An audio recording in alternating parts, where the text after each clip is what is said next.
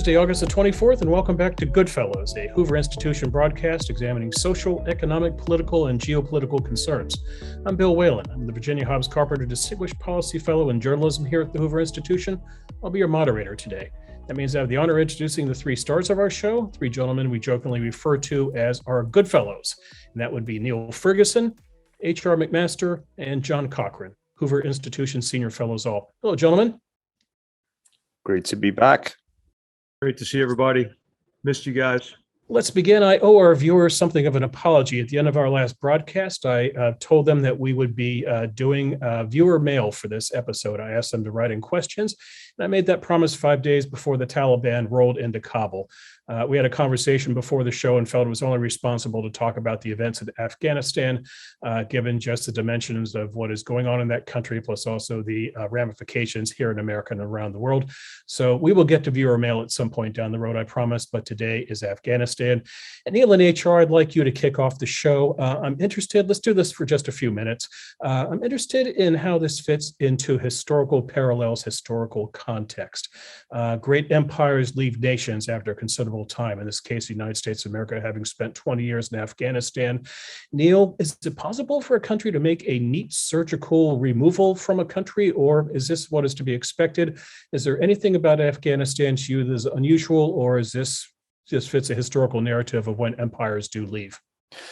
Well, there's a cliche on this subject, which you'll have seen in journalistic writings, that Afghanistan is the graveyard of empires, and the British were ignominiously ousted in 1842, and then it was the turn of the Soviets, and now it's the turn of the United States. And you can go even further back in time and cite other examples. But it's a little bit misleading because, firstly, if you look at exits from empire, the sample size is huge, and it includes a variety of countries that certainly compare with Afghanistan in their ungovernability or economic backwardness. And there are few examples, if one goes through the list of all the colonies that the Britain vacated in the period of decolonization, of a debacle on this scale. In fact, what's always striking to me when I look through the annals of decolonization is how, by and large, there were rather dignified exits, usually accompanied by the last post and the lowering of the flag. This is a debacle by the standards of certainly British decolonization. The other thing that people forget when they cite the example of 1842 is that Britain subsequently fought another war in Afghanistan in 1878, and then from 1879 until 1919 worked out an arrangement whereby the so-called Iron Emir governed Afghanistan internally, but Britain handled the foreign policy of the country, so that no hostile power, in that time it was Russia that we mainly worried about, had any ability to influence Afghanistan. That actually worked pretty well. When Britain then ceded full independence to Afghanistan in 1919, there was a decade when it seemed as if a reforming king would be able to bring Afghanistan into at least the 19th century, if not the 20th. And it only really began to unravel after he was overthrown by conservative opponents of his reforms. So I think, however you contextualize this, and the conventional way is to compare it with Saigon 1975, actually, if you contextualize it more broadly, this is an F grade. It's a failing grade exit from a military commitment because it has been so poorly executed, as HR, I'm sure, will go on to explain, that we have a significant risk, not just of a Saigon-like debacle, but actually of a 1979 hostage crisis. We're going very, very fast from Saigon to Tehran. And it's hard to think of a worse situation in modern American history than the one that the Carter administration found itself in with the hostage crisis in Tehran after the Iranian Revolution. I think the Biden administration is fulfilling a prediction that I made on this show some months ago, that it was going to be the Carter administration redux, not Franklin Roosevelt, not Lyndon Johnson, but Jimmy Carter. And we're fast approaching that kind of a situation as far as I can see. HR, why don't you take over? There are a lot of military phrases I could throw up here. A word that begins with cluster, but I cannot end. The phrase FUBAR comes to mind. How can a lot of bright people in Washington create such a messy situation? Well, I just think this is a unique example because it's self-defeat is what we've seen. I mean, to go back to the decision was made to engage in a capitulation negotiation with the Taliban at a time when our cost in Afghanistan was very low in terms of numbers of troops. We were spending about 2.5% of our defense budget in Afghanistan. And what that was buying us is really what we came into Afghanistan to begin with, not imperial designs, not to remake the country in our image, but to ensure that Afghanistan could never again be used as a safe haven and support base for those who are committed to mass murder as their principal tactic in a war against all civilized peoples, and that these jihadist terrorist organizations could no longer be capable of carrying out an attack on the scale of 9/11, which was the most destructive terrorist attack in history. And we were doing that at a relatively low level while the Afghans bore the brunt of that fight. So I would say if there are other examples of self-defeat based on a lack of will, I think those are maybe the most appropriate historical analogies. And I can't help but think about Mark Bloch's book, Strange Defeat, in which the author contemporaneously cataloged the collapse of France in 1940. And this is what I think we're up against is a crisis of confidence based in a lack of moral will. And what we're seeing now is really the opposite of what we had heard as the conventional wisdom for so long, right? That really essentially that there are no consequences for a lost war. We're seeing the humanitarian consequences, but the severe damage to our reputation as well, and the severe damage to our broad effort against jihadist terrorists as the Islamic Emirate of Afghanistan triumphs and bolsters the morale and the capabilities of associated jihadist terrorist groups, including Al-Qaeda, the organization responsible for the mass murder attacks of 9/11. So I would say that the most useful analogy is self-defeat. This isn't imperial failure, as Neil said. You know, this whole construct of the graveyard of empires was always ahistorical and was used as sort of a trope by those on what I would call the self-loathing far left, or the bigoted, narcissistic, neo-isolationist far right. My job is to ask questions and compete with Bill here, because you guys know more about history, military affairs in Afghanistan than I do. Certainly, from my lay perspective, this looks like a unbelievable screw up of execution. Now, we can argue with whether the large scale policy was right or not, but the president does not personally sit down and take a year to fill out visas. That's the job of the State Department, and their immense bureaucratic incapacity to do that over decades. To get people out in less than a year or 2 years or whatever is an example of things going wrong. Certainly, the low-level planning from this department looks awful. Why would you leave Bagram Air Base? You want to leave something coherent behind you, some idea that these people could fight and keep their government going. So somebody needed to think about, how are they going to get their helicopters repaired? How are they going to fight without air support, without medevac? And this is, we jump quickly to blame presidents, but I see a grand failure of the thousands of people in the national security staff, in the State Department staff, in the low-level bureaucracy that is supposed to run affairs like this, along with, we can argue with the high-level stuff, perpetually announcing the date of your withdrawal for the last 20 years seems, from this perspective, to be an absolutely terrible thing to do all along, and something that we were told all along is a terrible thing to do. I read a wonderful report of I think it was a Marine who was working in Iraq, who said, he'd sit down with some local leader and say, here's what we want you to do. Here's our plan for getting the guys. And the guy says, great, but your president just said we're leaving 18 months from now. So, how does that compute with us keeping going on? So there are the larger strategic mistakes, but I really want to learn from you guys. How does the machinery of something like this get so screwed up? It's not just presidents, it's the machinery of the policy that is screwed up. And a larger question, I don't think empire is the right analogy. We were not an empire in Afghanistan. I totted up a little bit of the numbers. We're going to get to economics. Afghanistan's total GDP is about $20 billion a year. We spent about $1 trillion just on the military affair. At least Queen Victoria ran a profit on her empire. That vast amount of loss is, that's not the purpose of why we were there.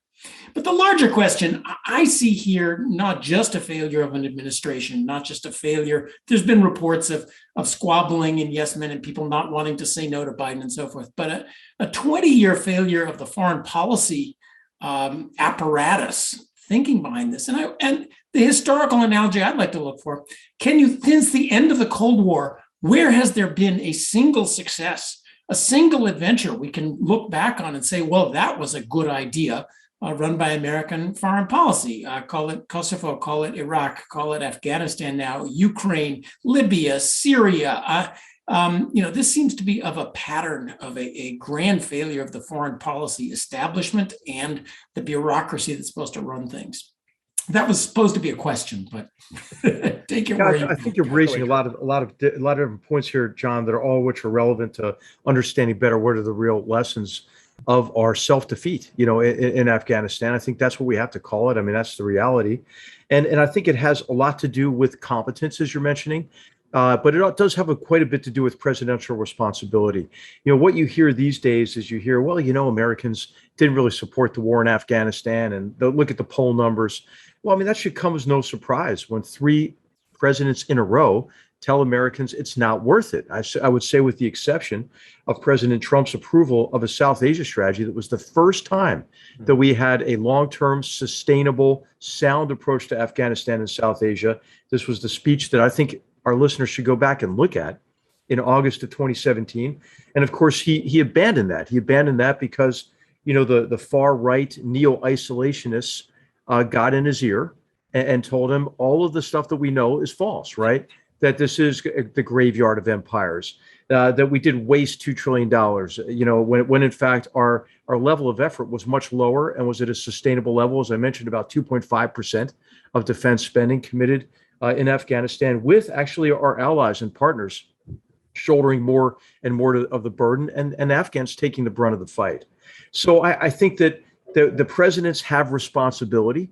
I think President Biden in particular was stuck in the Obama administration, right? He keeps talking about the massive effort and do you want your sons and daughters to bear the brunt of this and so forth? Well, he's talking about when we had 110,000 troops on the ground when he was vice president. And he talked President Obama into announcing the timeline for our withdrawal at the same time as we committed a reinforced effort. Now, how does that work again? It doesn't work.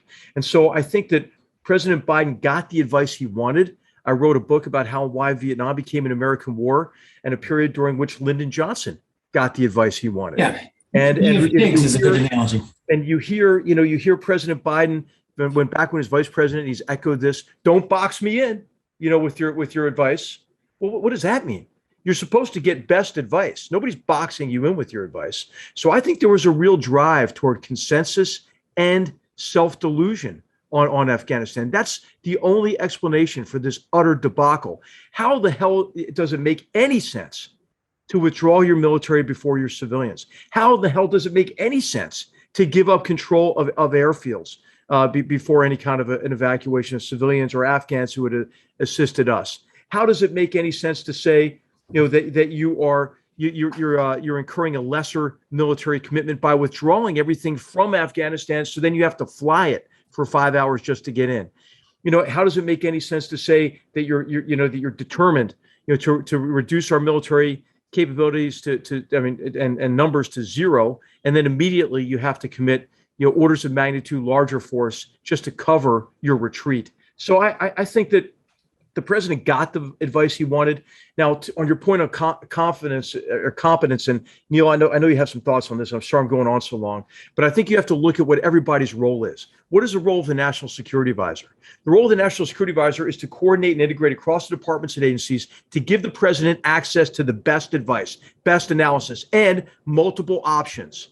Did that occur? I don't know. That's a question to ask. What is the role of the Secretary of Defense and the chairman of the Joint Chiefs of Staff to give their best military advice from the Secretary of Defense, maybe from more of a political perspective, but from the chairman's perspective, best advice. There's also to execute, right? I don't know. But of course you have to implement. But what happened is the mission became withdraw as an end in and of itself. And by the way, the capitulation agreement we signed, with the Taliban has us leaving on a timeline because of our surrender to them. And this is why I believe we are going to have a major hostage situation in Afghanistan. We're leaving Americans behind there. We're leaving Afghan and multinational partner allies behind. So Neil, you have a column in The Economist and the Daily Mail in which you put your finger on the problem. Would you like to explain that? Well, it's like this. Joe Biden is someone with a memory of Vietnam. After all, he was elected to the Senate in 1972. That is, I think, highly relevant here, though I think it has led him to make a very bad decision. And the clue could be found in an interesting book George Packer wrote a couple of years ago, biography of Richard Holbrooke. And he relates how Holbrooke, who was one of those diplomats who tried to contribute to resolving the situation in Afghanistan, in 2010, the two had a row, pretty heated discussion. And I'm going to quote Holbrooke. When I mentioned the women's issue, Biden erupted. Almost rising from his chair, he said, I am not sending my boy back there to risk his life on behalf of women's rights. It just won't work. That's not what they're there for. Holbrooke goes on. Joe took the position, plain and simple, that we have to get out of Afghanistan. When Holbrooke remonstrated that this was not, in fact, the policy of the administration, Biden became heated.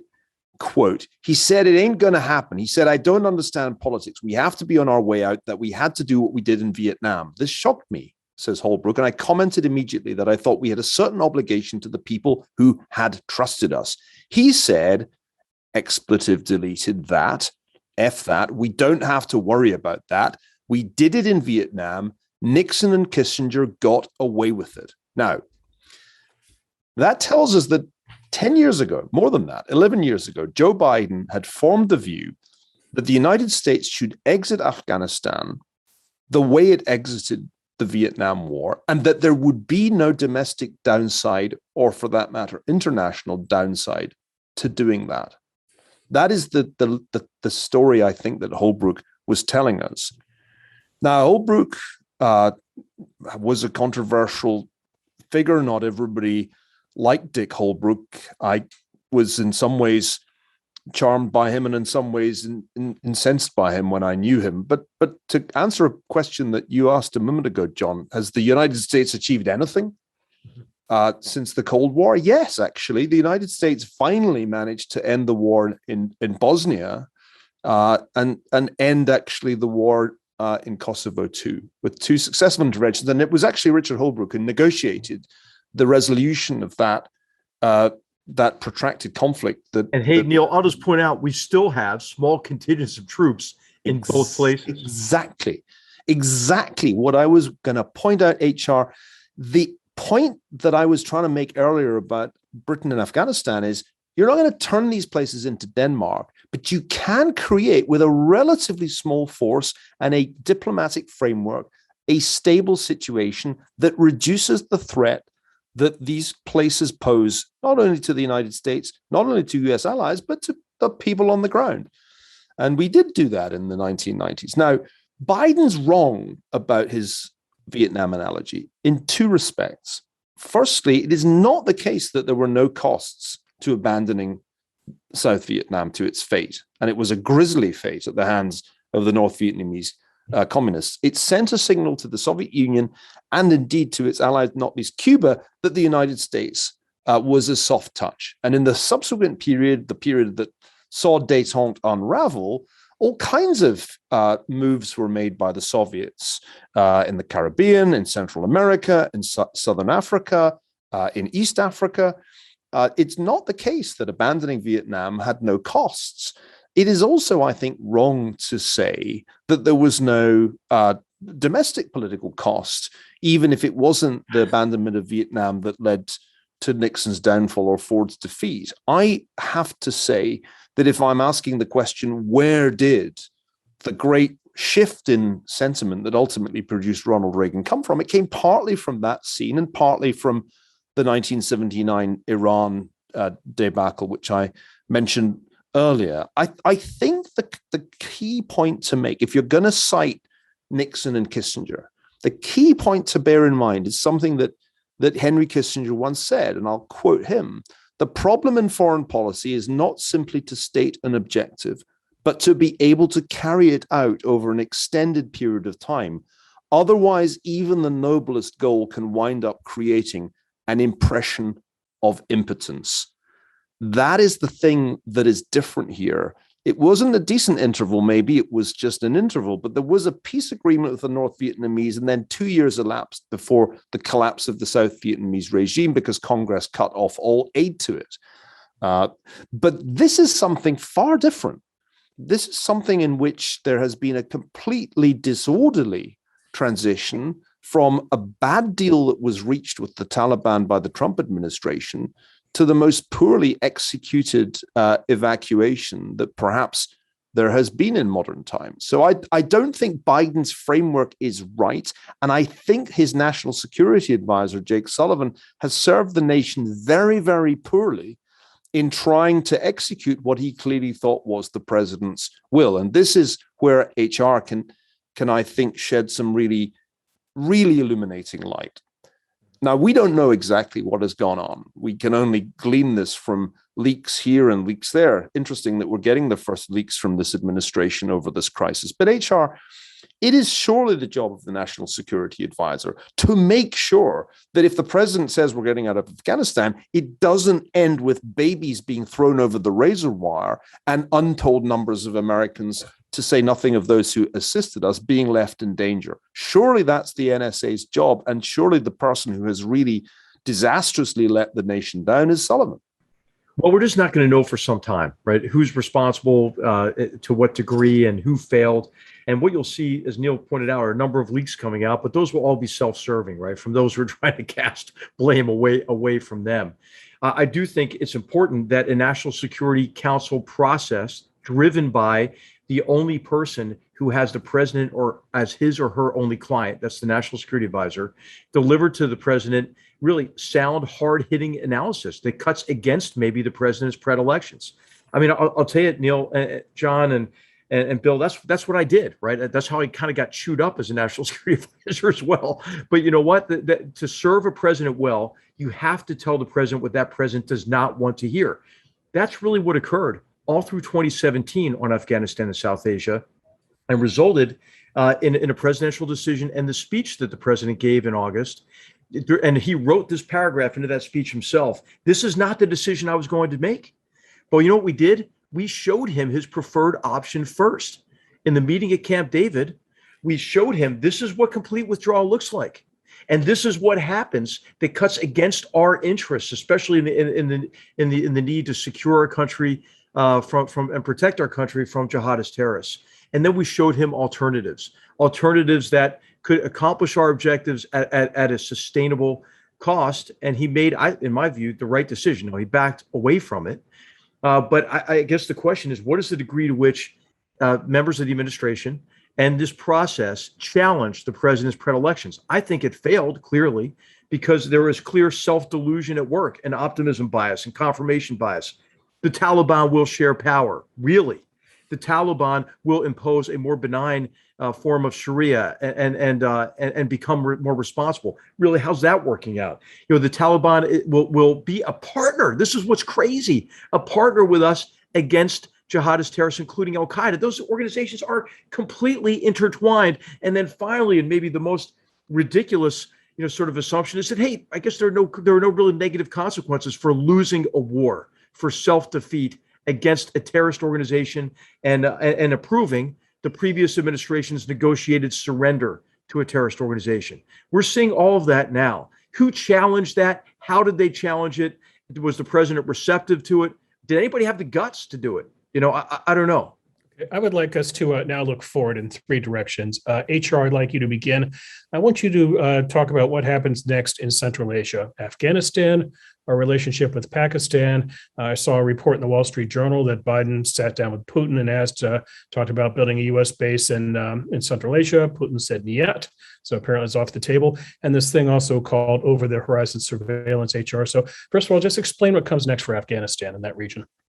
Okay, it's going to be hell because of the view that jihadist terrorists have won, right? That's going to bring more and more, young, impressionable, seeking affirmation people to the cause. It'll give them, these jihadist terrorists, the ability to put more young people into their brainwashing, dehumanizing factories of these madrasas in the region. But what we haven't heard, I think, enough about is that we forced the Afghan government to release 5,000 terrorists. And now the Taliban have released the prisoners. And these include ISIS Khorasan as well as Al-Qaeda members. They're going to flood the zone into Pakistan and into Central Asia. The Fergana Valley will become destabilized again, and so will become further destabilized along with the federally administered tribal areas in Pakistan and the Baluchistan region. These groups will become more potent as they gain access to revenue along the borders of Afghanistan, for example, but also with the lucrative poppy and heroin trade. So I think that we are in for a period of increased danger that could destabilize Central Asian states as well as Pakistan. And so what do we need to do?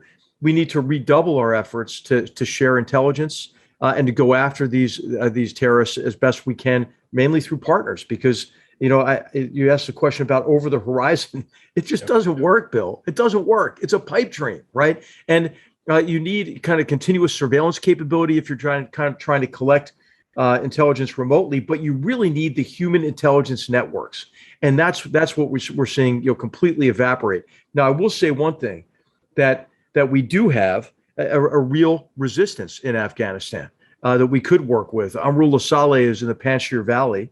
The estimates are with about 10,000 very capable fighters who are determined not to allow that valley to fall into the hands of the Taliban. If we had any guts, if we had any will, we would declare that a safe zone. And I think we're going to have to at some point retake an airfield, maybe Bagram Airfield, to evacuate those as we watch this humanitarian catastrophe, and we recognize that there are American hostages in Afghanistan as well. So, Bill, this whole idea of over the horizon, counterterrorism is just a cover, really, for what was the priority, which was surrender and withdrawal. So, Neil, HR mentioned our allies, our partners. Who are our partners right now? Does this president need to get on a plane and start an apology tour and go to London and Paris and Berlin and apologize for his neglect? But also, Neil, in terms of history, this is an Afghan population that's been subjugated. Now it's been liberated. It's tasted freedom. Women have been able to get educations. They've been able to work. They've been treated as equals. And now they're going to be subjugated again. What does history suggest, Neil, about populations that are re-subjugated? Are they passive or are they resistive? I think it's important not to let the NATO allies off the hook entirely, because they were more than just the servants or helpmeets of the United States. They were responsible actors in an operation that dates back to the aftermath of 9/11, when Article 5 was invoked. And I think it's a little easy for the Europeans to point the finger at the United States and say, tut tut.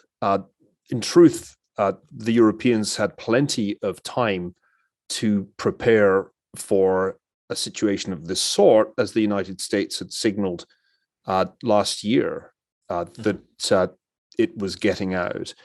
Nevertheless, it's a terrible indictment of the administration's strategy, which, remember, was to make alliances really matter, because the complaint had been all along during the Trump administration that President Trump was disrespectful of NATO and of alliances generally. Well, nothing has done more damage to those relationships in the past 5 years than this.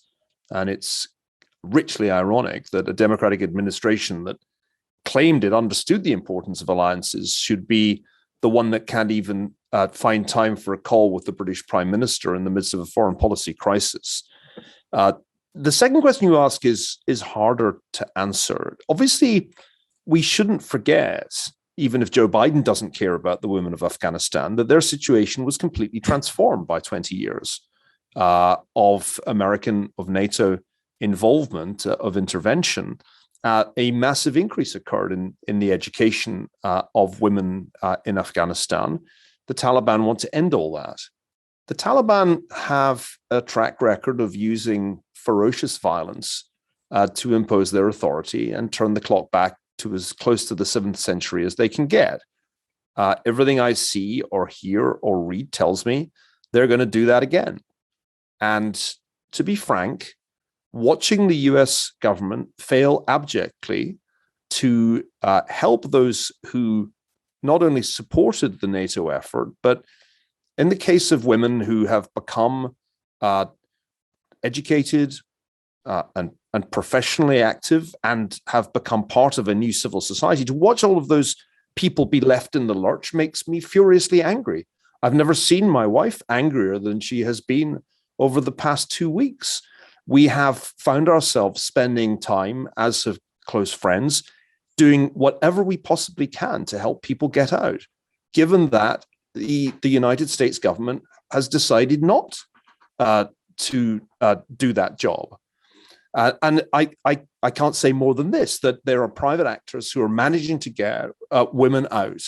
And I salute their efforts. But it is a sad reflection on the most powerful government in the world that it is left to private actors to try to save people who are being left in this disgraceful way. It is a shameful, shameful dereliction of duty, to use a phrase HR knows well. And I can only say that I feel a deep, deep pity for the girls and women of Afghanistan whom we are leaving to the tender mercies of the Taliban, just as I feel a terrible, terrible sorrow for those interpreters and others who will be singled out and executed because we decided to leave them in the lurch. Go back, reread The Quiet American. Remember the way in which the British journalist reproaches Pyle with a tale of how Americans and others have promised not just liberation, but democracy, made these promises, encourage people to believe that we would be there to support the creation of a new future, and then we leave them in the lurch. It's such a depressing pattern. To see it repeated again makes me so sad. And I'll just point out the degree of hypocrisy is astounding, right? America is back, right? We're going to value our allies more. How about those who in the administration who were authors of the right to protect doctrine? What are they saying now? Where are all the self-styled humanitarians within the Biden administration? Where are they on the rights of the women in Afghanistan as we see them being extinguished?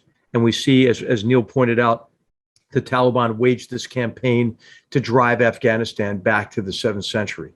So I just think that what we should point out is that this degree of hypocrisy, I think, it's unprecedented. I've never seen anything like it. The HR, to answer your question, they're giving very pretty speeches about how the Taliban must include all sorts of women and minorities and everything else in their efforts. I want to turn towards the future, and because I want to probe you guys on what happens next, not so much on what we should do. I think I've learned from HR. Stop thinking about what you're going to do. Think about what the other guy's going to do first. And so what are the Taliban going to do before we decide what our policy is? Now, as an economist, I start by interest, not by ideology. What's in their interest to do? So what's their situation? I'm going to think out loud, and you guys are going to tell me when I'm all wrong, like we usually do. First of all, they've got internal protests. They've got, as Neil pointed out, people who've had a taste of freedom, women who've had a taste of freedom and don't like at all what's going on. Also, they're fighters. So I gather we had a big problem recruiting literate people to work for the Afghan government army. Who is the typical guy with a gun standing in Kabul? He's basically a goat herd from out in the middle of the countryside. maybe he can read, maybe he can't. I don't even know how they know their way around Kabul. And certainly the people of Kabul are not happy to have people like that running over them. So, what do you do in that situation? I think the natural thing is to appear moderate for a while. They also don't have the security state in place yet. So like the Cubans, you appear moderate for a while. That also helps get the international community off your back. And then you slowly tighten the screws. So I would look there for a period of looking moderate and then the execution start. The bigger problem they have is plain old-fashioned money. So just for round numbers, Afghanistan's GDP is about 20 billion, of which 7 billion, about a third, came in from outside sources. And a not inconsiderable part of it came in on C-17s in the form of $100 bills. So that's going to stop. Their GDP drops by a third instantly. Let's not forget, all of the people who know how to do anything in Afghanistan, all the skilled people are either hiding or they have left and trying to leave. So in some sense, all of the people we're trying to help get out leaving is another disaster. So their economy's in a disaster, and most of it was based on foreign. What do you do about that? How do you replace the money? Well, first of all, drugs. I'll put in a plug for if America were to legalize heroin and cocaine, it would do wonders for our foreign policy misadventures, although it would have some problems at home. They're going to sell drugs. They need foreign hosts. And as Neil keeps pointing out, America keeps saying there's American citizens, there's people we care about deeply and will do anything for over there. And we got a ton of money. They need a ton of money and they got our people, so that they will practice some sort of selling hostages for $1 million each seems to me entirely forecastable. The other thing I think they can count on is the fecklessness of us and the international community and how we will not stick to anything for very long. The status of women in Afghanistan now is in great danger. But, we give a lot of money and support to a lot of places around the world where the status of women is pretty darn awful. We're big buddies with Saudi Arabia, for example, where the status of women isn't that great. The international community, the NGOs and so forth, they give a lot of money to the Palestinian Authority, where the status of women is not that great. So I think we're going to get over the status of women much faster than we should, given our ability to do in other places. And they need foreign support. So they want foreign supporters who will send them stuff. And there's going to be competition between us, who is going to be the foreign supporters, as well as, plain old humanitarian aid that can be subverted to other uses. So that doesn't paint a pretty picture of where we go in the future. But with those thoughts in mind, what do you think they're going to do? Well, I think you've hit a lot about what they're going to do, John. I mean, they're going to try to generate revenue in any way they can. They already are generating revenue. And one of the aspects of this campaign that was planned in part by the Pakistani Army's ISI was to take over all the borders and crossing points and to use that for taxation and to begin to give them a revenue stream. They'll use extortion, as you mentioned, of all kinds of foreign interests. I think our non-governmental organizations are prone to this because of this sort of false nobility associated with neutrality. I don't think anybody should be neutral about the Taliban. And I think what they'll try to do is create this illusion of some degree of normality or a more benign form, but they won't be able to help themselves. I think we're going to see more and more evidence of the brutality. And they'll use all sorts of illicit trafficking, the narcotics trade you mentioned, but semi-precious gems, lumber even is an illicit good along the Afghanistan-Pakistan border. So I think that I think that's exactly what they're going to try to do. But shame on us if we allow them to do it. I think what's extraordinary is that we still have Zal Khalilzad there.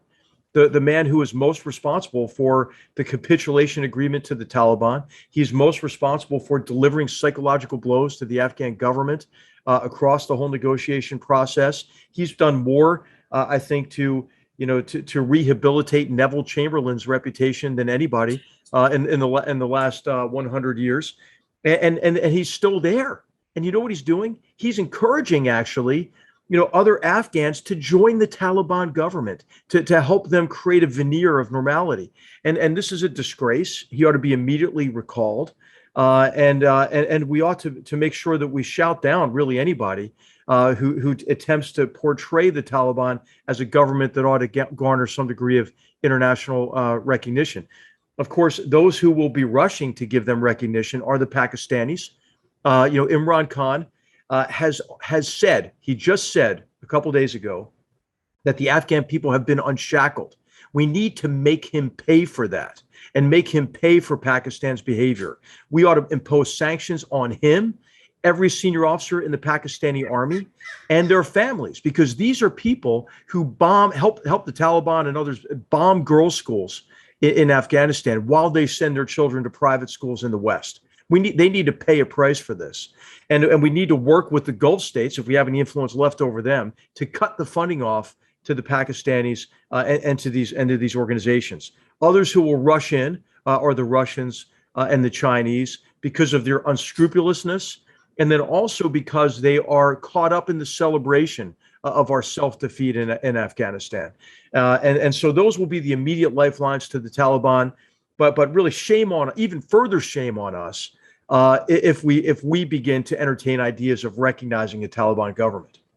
Can I take up where you just left off, HR?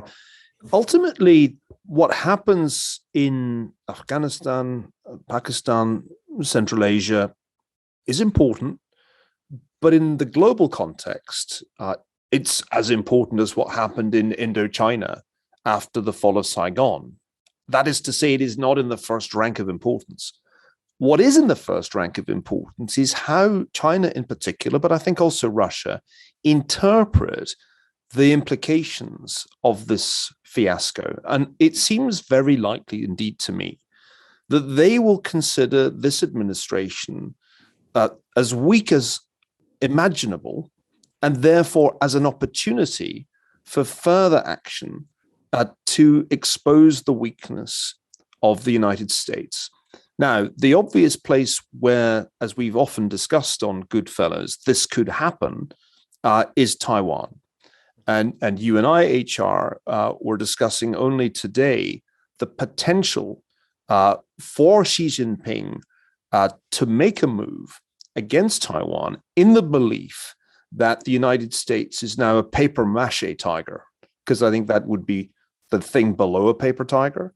Therefore, the real geopolitical consequence of the fall of Kabul is not actually in Central Asia at all. It may well be in the Far East, or it could be elsewhere. What does Putin make of this latest turn of events?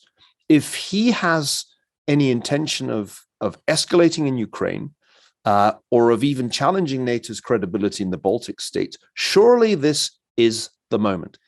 Does anybody on this show believe that if the Chinese launched an invasion of Taiwan, the Biden administration would go to war? Does it look likely that Jake Sullivan, the great believer in a foreign policy for the middle class, would recommend a full-scale deployment to support the Taiwanese? If I'm Xi Jinping, I can't really imagine that scenario at the moment. And if I'm Putin, I'm asking myself, is it 2014 all over again? The last time these people were in office, they declared they weren't the global policeman. A few months later, I walked into Crimea, annexed it. What happened? Sanctions. Well, that made my eyes water economically, but I still have Crimea and a chunk of Ukraine as well, of Eastern Ukraine as well. So I'm really concerned that we are now going to see a salami slicing directed against American power, American allies, and this will produce a far more serious crisis than anything we're currently seeing. The war over Taiwan, which I have written about many times now, starts to look like an all too imminent danger, as imminent as conceivably next year. Because when will the opportunity be better, quite frankly, for Xi Jinping than it is now? What do you think, H.R.? I would just add to this, it's even more insidious, because if they're smart, they don't launch an all-out invasion that sort of looks like Blitzkrieg across Poland 1939. You send in the little green men. You do it in some deniable way. China says, oh, there's problems with Taiwan. You start an embargo and you start controlling waters around Taiwan, like they did with Hong Kong. Hong Kong, they didn't bother to send in troops. They just did it bit by bit by bit. And our country might respond to an actual invasion with missiles and airplanes and so forth. Though if it comes down to reconquering Taiwan, good luck to that. I'm with you. But I think we're, as you said, if it's little bit by bit, deniable, some excuse, a slow tightening of the noose, we're going to issue stern communiques, really stern communiques in response. I think both of you are right. That deterrence comes from capability times will, right? And I think that there is a perception that we don't have the will to be able to stand up to various forms of aggression, in which our vital interests are at stake. And I think the reinforcement of that belief among our adversaries has just made the world a much more dangerous place.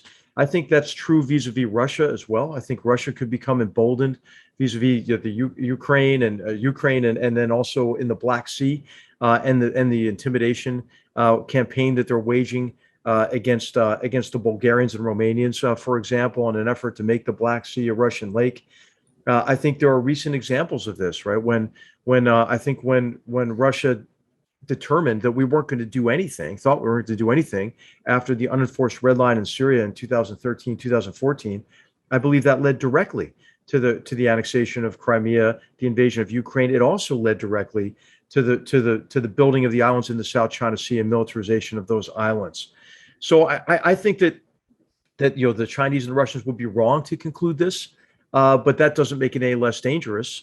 I think that we have responded when our adversaries counted America out in the previous Taiwan crises, and certainly there's a dramatic example in June of 1950.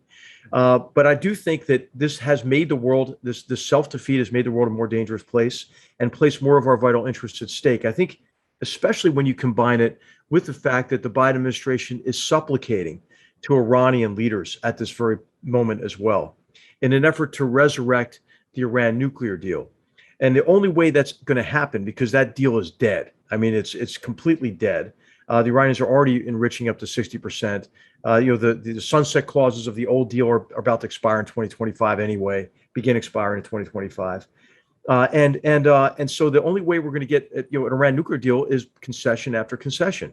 And this will be potentially another political disaster masquerading as a diplomatic triumph that actually strengthens our enemies. And I would not be surprised if Iran became more aggressive, as we've seen them become aggressive against Israel, going against the Israeli-owned tanker recently. And then also, I think, inciting Hezbollah to fire rockets. Interestingly, Drew's militia put down the Hezbollah effort to fire rockets into Israel from southern Lebanon. But I do think the attacks out of Gaza a couple of months ago also have aligned back to Iran. So I think the world is going to be a much more dangerous place based on the fact that in that equation of capability times will, I think that many of our adversaries believe that the will factor is down close to zero. Is there, to some extent, a moderating force? A sense in which people around the world now say, "Whoa, the Americans aren't here. We better take care of ourselves." The Abraham Accords, the Israelis starting to get along with some of the Gulf states. Certainly smacks of that. We can't count on the Americans to defend us against Iran. Iran, by the way, is a great. We were talking earlier about, can you take a country where people have tasted freedom and stuff it back down their throats? And Iran is an example of, oh yes, you can, because they were a westernizing country in the 1970s. Similarly, let's look around China. The invasion of Taiwan is the visible one. But if you're Vietnam, the Philippines, Australia, South Korea, Japan, you look at the current situation, you say, we might be on our own. And perhaps that'll have a salutary effect. Europe, the Eastern Europeans are I gather the Poles are putting up more troops on the Belarusian border. Well, the Poles have noticed that don't necessarily count on the Americans, and they might want to think about it on their own. I'm just trying to find something hopeful to think about here. I think that's the wrong way to think about this, John. I wrote a lengthy essay for The Economist. Actually, back in May, they took until last week to publish it. So it went from being prescient to being kind of topical. But the central argument I made there was that the end of empire or great power status or hegemony or whatever you want to call it is not a peaceful process. The idea that you get to decline gently into some kind of geopolitical equivalent of Palm Springs is a delusion. When power declines, it's really more like a vertical drop. And I worry about the consequences of that vertical drop if we are now about to embark on it. It's clear if one looks back on the dismantling of the great European empires after World War II, that process was accompanied by extraordinary levels of violence. Think only of the partition of India. But that's just one of many cases I could cite. So I think what you're really describing here is that as it's clear or appears to be the case that the United States is in retreat, then you will get multiple conflicts, multiple regional conflicts, and potentially large-scale conflicts.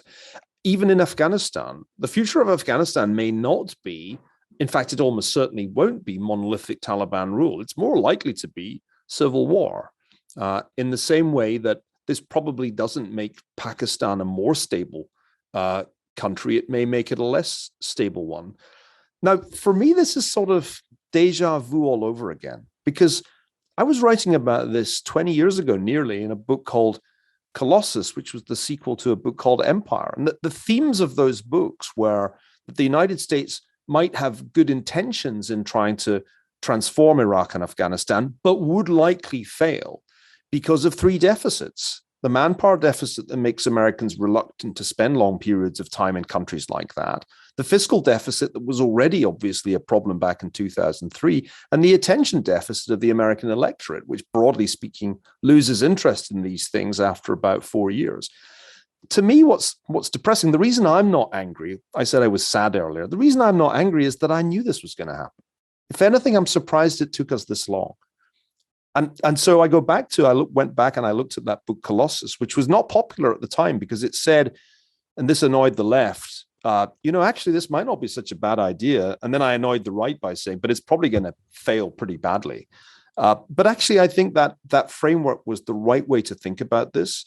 And one of the clear inferences is that if a major power, call it an empire or not, if a major power retreats, it does not lead to greater stability. It does not lead to diminished conflict, quite the opposite. Well, and it's certainly the military falling apart of the English Empire in World War II is pretty astonishing. So what you're painting here, let me just paint it for our listeners, is a really dramatically awful picture that was shown to be a paper tiger in Afghanistan, which, as we pointed out, well, what the heck, Afghanistan, there's Venezuela, there's Cuba, there's horrible places in the world. But the widespread perception that America is, things fall apart quickly, as they did in Afghanistan. And if they fall apart in the Taiwan Straits, in the conflict with China, if they fall apart in Eastern Europe, if they fall apart in the Middle East, and it's all everybody for yourselves, that is a absolutely awful conflagration that could happen all at once as soon as everybody figures out, mom's not home anymore, basically. And the key lesson of the British imperial history, and let me be very brief here, but it's crucial, is that if you behave in these ways, if you accumulate both debt and doubt and lose your credibility, at some point you end up having to fight a really big conflict against the superpower or great power that you failed to deter. My worry increasingly is not Cold War II. I think that would be the good outcome.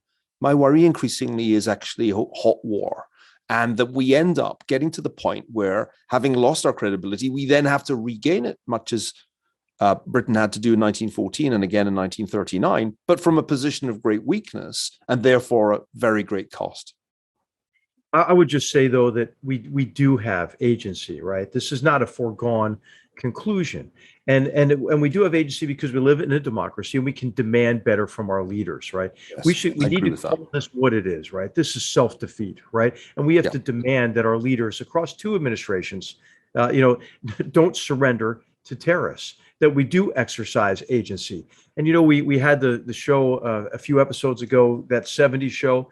The more I've thought about it since then, the more I think that is a relevant analogy. I mean, if you think about it, that was one hell of a decade, right? Coming on the back end of the racial turbulence and social divides of the 1960s, of the increasingly unpopular war of Vietnam, which was of much larger scale than what we're talking about here. the fall of Saigon in 75. We've alluded to it, but we haven't really talked about it directly. The Khmer Rouge takeover, of Cambodia, the Mayaguez incident associated with that, a decade of stagflation, and it being that decade being bookended, with the hostage crisis in Iran. It looked pretty bleak, right? So I think the time is right for an American leader who talks to the American people about what we can achieve together, and we need to restore our confidence in who we are as a people and what we stand for, and we have to demand better from our leaders, and we can do it, right? I don't think that we should think that just because we're seeing this humiliation, we're only seeing the beginning of it, by the way, in Afghanistan. That this needs to be the beginning of a cascading loss of American power and influence in the world. But what you guys are saying is that we are right at a tipping point. Yes, it can come back. I mean, this is our job, basically, is to, our job at the Hoover Institution to say, guys, wake up, be serious, America can come back.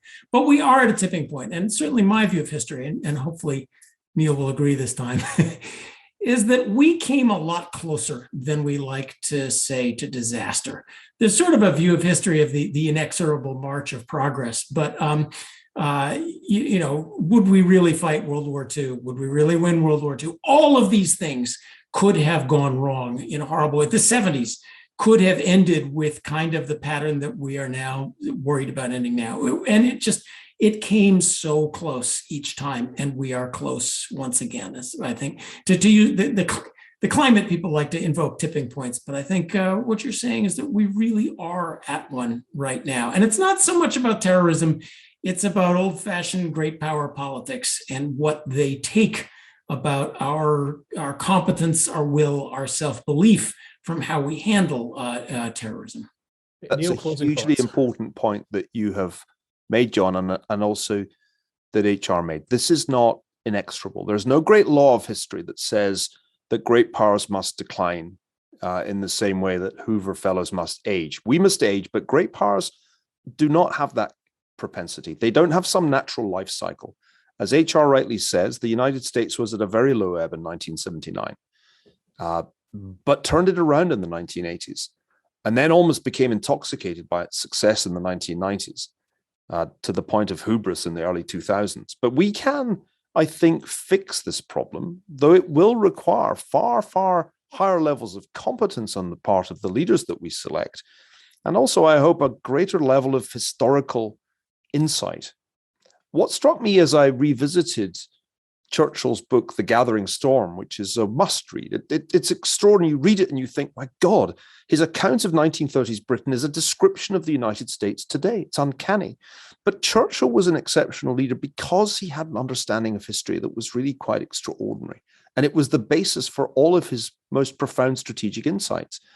We have an historic, a kind of a deficit of history in our elite, which helps explain much of what goes wrong. They can't even learn lessons from events as recent as the events of the 1970s. Forget about any history further back. So from my vantage point, Hoover's role has to be to try to revitalize the way in which the elites of this country learn from history. That's one of the central things we need to work on, because there's no other way of explaining this fiasco than as a kind of failure on the part of the elite to learn from history. And to understand how the recent past produced the present as the first step of deciding what we're going to do in the future. And I think that what happens is we have become over enamored, with social science theory. That's what we teach in a lot of the sort of national security, foreign policy programs at our universities. And what that does is it gives only a veneer of understanding, and it becomes sort of a deceptive rationale for folly, because we try to fit really the complex causality of events and a really designed thinking about these problems that tries to understand the challenges we're facing on our own terms, view them through the lens of our vital interests, and into these theories, these reified theories, which actually I think are a lodestone around our necks. Hey guys, we're going to cut it off there. Great conversation as always. That's it for this episode of GoodFellows. Fear not, we'll be back soon with another conversation. On behalf of my colleagues, Niall Ferguson, HR McMaster, John Cochrane, all of us here at the Hoover Institution, please, by all means, stay safe, stay healthy, and we'll do our best here at the Hoover Institution to help you stay informed. We'll see you soon. If you enjoyed this show and are interested in watching more content featuring HR McMaster, watch Battlegrounds, also available at hoover.org.